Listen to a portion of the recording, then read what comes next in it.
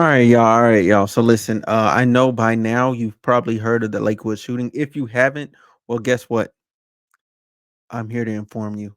Okay, I'm here to inform you. So anyway, I'm gonna make myself smaller. Let's read this article. Let's look into it. Let's see what happened, and then I have some statements that Joel Osteen himself put out, and we're gonna go through those as well. So all right, so let's look at it. So this is the update as of 12:25 p.m. I waited this long because I wanted the update. Like I wanted to know who the shooter was. I wanted to be able to see this person. I wanted more information. So the Texas Alcohol and Beverage Commission officer, Adriana Hera, was identified Monday as one of the two officers who downed the suspected perpetrator on Sunday's Lakewood church shooting. All right.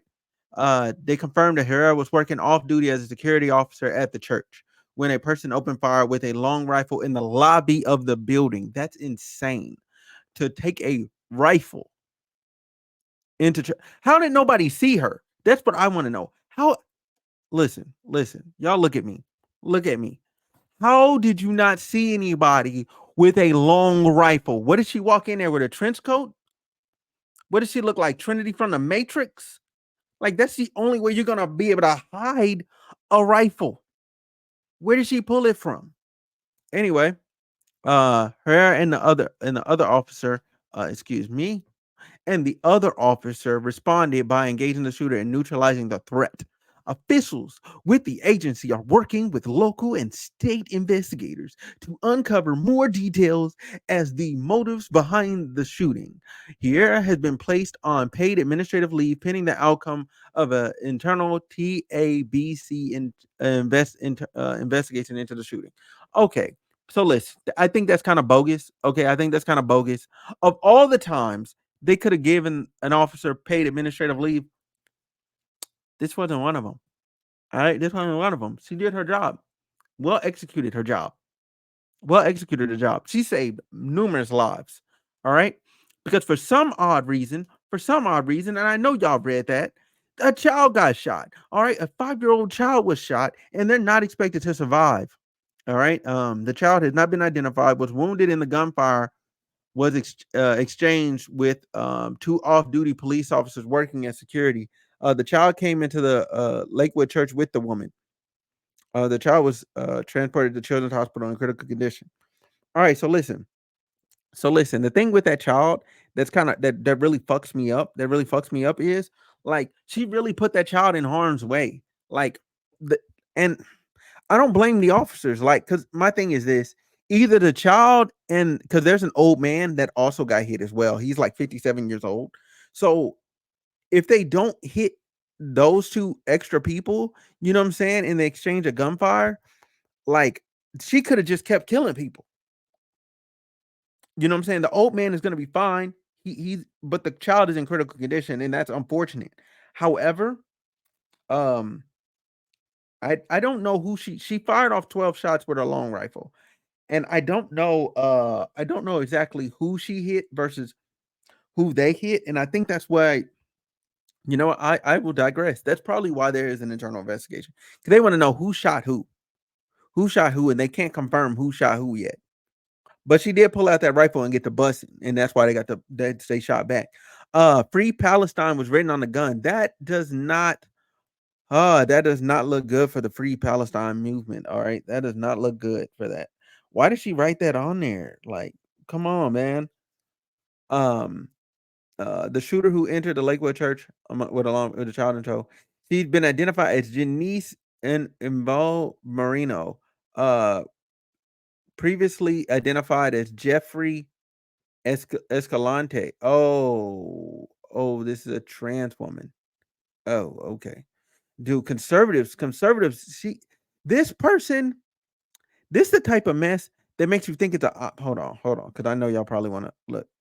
This the type of person that makes you think this is like a psyop or something shit. Because this is a conservative person's wet dream.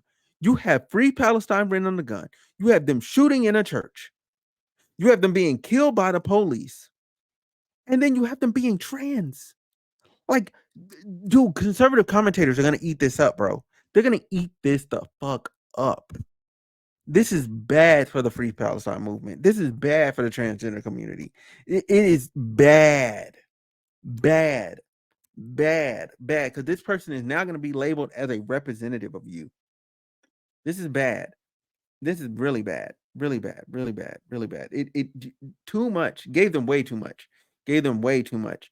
But Jeffrey LeConte had previous arrests for assault, forgery, marijuana possession, theft, evading, and unlawfully carrying of a weapon, according to Jeremy Rokowski. According to the Texas Department of Public Safety um, records search, her criminal report dates back to 2005. Members of the FBI, Conroe Police Department, Texas Ranger arrived at Conroe home hours after the shooting to collect evidence and try and piece together the main piece of the puzzle, which is why she did that. The shooter walked into with a 5-year-old wearing a trench coat. Wow, bro, listen. Did I not call that? Did I not call that wearing a trench coat? Bro, I said that's the only way. If she walked in there looking like Trinity from the Matrix, that's the only way. Bro, I'm goaded. I'm goaded. I'm goaded. I'm goaded. I'm goaded. I'm goaded. I'm goaded. I'm gonna zoom in just a little bit more. I'm goaded. Anyway, carrying a backpack that she reportedly announced had explosives inside. Explosives were not found in her possession or in her vehicle. Police said the woman entered the church and opened fire in the lobby around 1:53 p.m. Damn. Two officers, turned fire, killing a woman.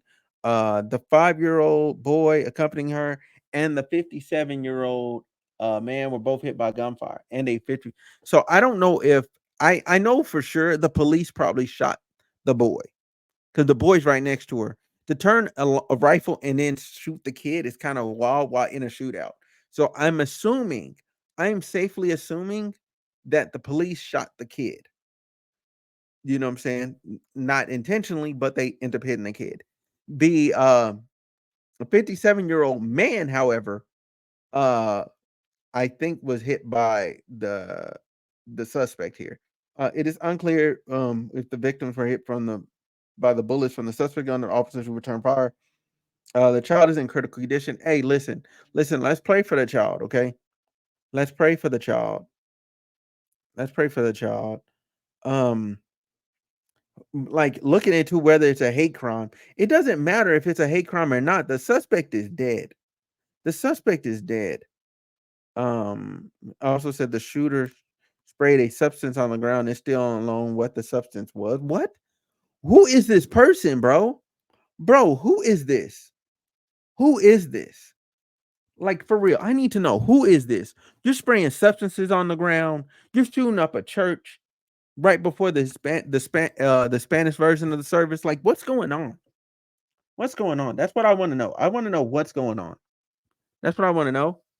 Um, yeah, I need y'all to let me know. Let me know what the heck is going on. What the heck is going on and why the heck is it going on? That's what I want to know. Listen. Leave your thoughts. Leave your thoughts in the comment section down below. I'm just glad more people weren't injured. I'm glad that there was less loss of life. I'm praying for that young man, that little boy. I hope he gets better. This person, like the officers, kudos to them. They did their job. They did what they protected and served. You know what I'm saying? They rose to the call of duty. They did what they're supposed to do in this scenario. I can't fault them for this. It could have went sideways. It could have went super sideways. Somebody with a rifle in a church where most people aren't strapped. Like, yeah. Good on them. Good on them. Oh snaps! I forgot. I almost forgot. Hold on. Osteen's comments. Okay, this is what he said. Our community is devastated by today's events and grateful for the swift actions of law enforcement. May the healing hands of God touch the lives of everyone involved and provide comfort during this difficult time. In the face of such darkness, we must hold onto our faith and remember evil will not prevail. God will guide us through the darkest of times. Together, We will rise above this tragedy and stand firm in our commitment to love and support one another. In times like this, our faith is tested, but it is also strengthened. We don't always understand why things like this happen, but we know that God is in control. Please join me in continued prayer for healing and peace. That's not the end of the statement. Okay, I lied. Both statements are the same statement. Hopefully you has enjoyed this video. Definitely just keep everybody in prayer, man. Especially the people that saw that, like, that's a traumatizing thing to see, seeing people get shot, man. That's a traumatizing thing to see, especially when it's unexpected and it's not something that you were expecting. Like I would not expect to see that. When I was heading into the house of the Lord, I would not expect to see that because the service started at 2 and the person got to shooting at 1:53. So just assume everybody that was walking in or everybody that almost walked in was there for church. Anyway, keep everybody in your prayers. Hope you have a good one. God bless you. And I'm out.